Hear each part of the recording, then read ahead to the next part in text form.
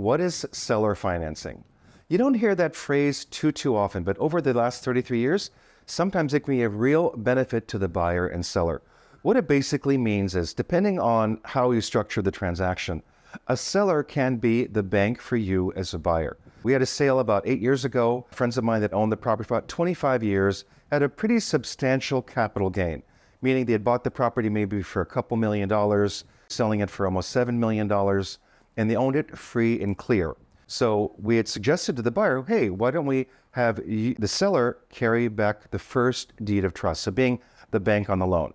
And it was a great option for my seller because what happens is, if they just sold the house for $7 million and they close escrow, they have to pay capital gains tax on that $7 million right then and there, right? Whatever that gain is. But in this particular case, we sold it for $7 million. Buyers put 20% down, and the sellers carried the first trust deed of 80% for a period of 2 years, interest only.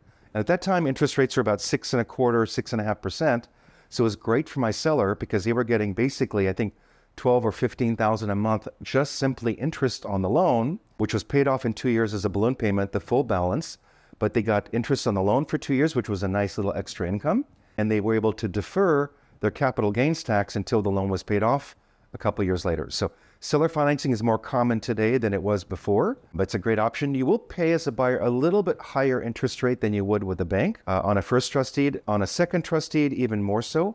I don't necessarily recommend seller financing as a second trust deed because you're in second position, so it's a little bit riskier. If it's an upward market, it's a little bit safer. If it's a downward market, a little bit more risk. But seller financing is certainly an option.